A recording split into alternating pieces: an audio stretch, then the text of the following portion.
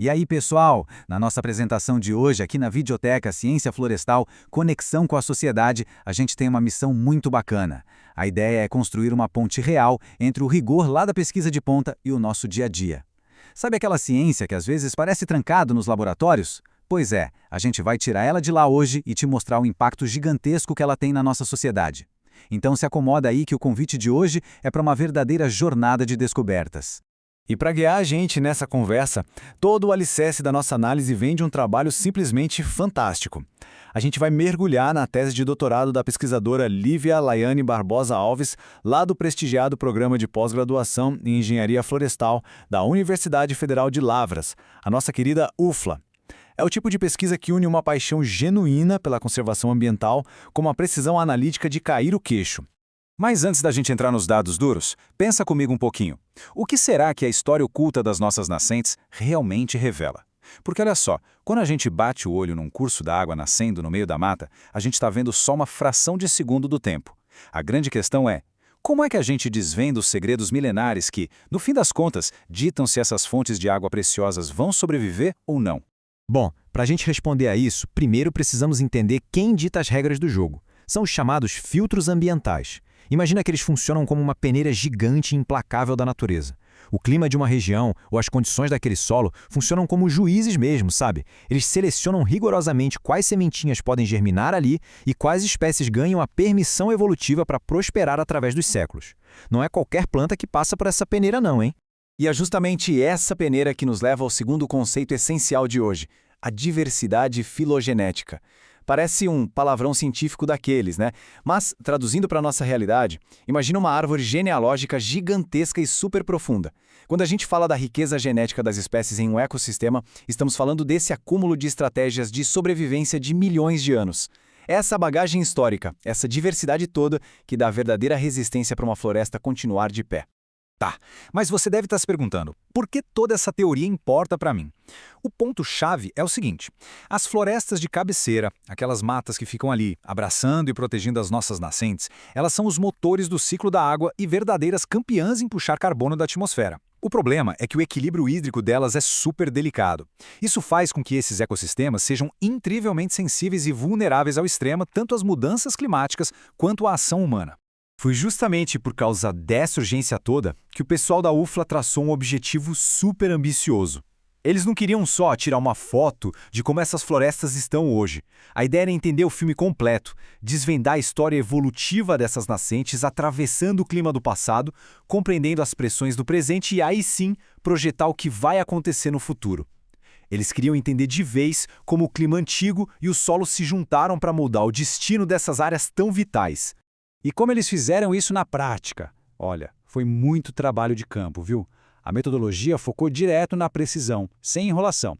Primeiro, os pesquisadores mapearam 21 florestas de cabeceira diferentes. Depois, cada árvore foi medida e eles coletaram um monte de amostras de solo para fazer análises químicas bem minuciosas. E o terceiro passo, que é a grande sacada do estudo, foi pegar todos esses dados biológicos e cruzar com 19 variáveis climáticas, usando modelos não só do passado e do presente, mas também projeções para o futuro. E para você ter uma ideia do tamanho desse esforço, o escopo geográfico é simplesmente impressionante. Eles cobriram nascentes espalhadas por duas das bacias hidrográficas mais importantes de todo o sudeste do Brasil, a do Rio Grande e a do Rio São Francisco. E o mais legal é que eles pegaram áreas em dois domínios biológicos super distintos, a savana brasileira, o nosso incrível cerrado, e as matas exuberantes da Mata Atlântica. E é aqui que o negócio fica fascinante. Os resultados revelaram um cenário que surpreendeu todo mundo. Diante das mesmíssimas pressões climáticas do passado, esses dois biomas reagiram de formas completamente opostas. Acredita nisso? No Cerrado, aquele clima rigoroso do passado serviu como um gatilho para explodir a diversidade das espécies. Mas na Mata Atlântica, essas exatas mesmas condições frias e secos agiram como uma guilhotina, reduzindo severamente a diversidade evolutiva das plantas por lá. Dando uma olhada em como isso se traduz nos dados, fica muito nítido. Essas tendências seguiram caminhos totalmente diferentes. Enquanto as informações da Mata Atlântica caem vertiginosamente, num declínio forte quando expostas a essas variáveis do passado, os dados do Cerrado fazem um movimento inverso, mostrando muita adaptação.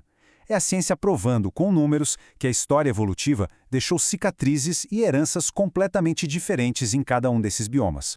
Mas calma que não foi só o clima que fez toda essa diferença. O chão sobre os pés daquelas árvores contou exatamente a mesma história de contrastes. Sabe os elementos químicos do solo, tipo a concentração de alumínio? Então, eles atuaram como filtros com efeitos invertidos também. Na Mata Atlântica, esse alumínio tendeu a homogeneizar as plantas, deixando elas geneticamente mais parecidas. Já no Cerrado, essas mesmas características no solo empurraram as plantas para se diversificarem ainda mais. Muito louco, né? Bom, entendemos bem o que rolou no passado e como as coisas estão no presente. Só que o estudo não para por aí. Ele liga um alerta vermelho gigante para o futuro. Quando a equipe aplicou as projeções de mudanças climáticas até o fim deste século, o cenário foi bem assustador. Os modelos preveem um turnover massivo nas nascentes, ou seja, uma substituição drástica de espécies.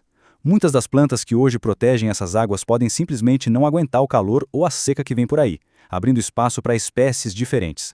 E se você acha que esse mergulho profundo em genética e dados evolutivos não tem a ver com a sua vida, pensa de novo. A preservação dessas nascentes está diretamente conectada à água que sai da sua torneira. O que esse trabalho prova na prática é que proteger a história dessas matas é essencial para batermos de frente com os Objetivos de Desenvolvimento Sustentável da ONU.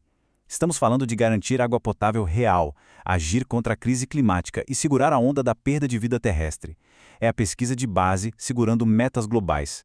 Com tudo isso em mente, chegamos na maior lição prática dessa análise. E é algo que qualquer gestor ambiental precisa anotar num post-it urgente. A ideia de que existe uma receita de bolo ou um tamanho único para preservar a natureza está totalmente fadada ao fracasso. A gente não pode de jeito nenhum tentar recuperar uma nascente do Cerrado usando as mesmas técnicas que usa na Mata Atlântica. As políticas de conservação precisam, obrigatoriamente, respeitar essa bagagem evolutiva e a dinâmica única de cada lugar. Para amarrar tudo isso, a gente chega numa conclusão que vai muito além dos livros de biologia. Ela bate na nossa responsabilidade como sociedade mesmo. Entender essa história evolutiva das nascentes parou de ser só uma curiosidade acadêmica.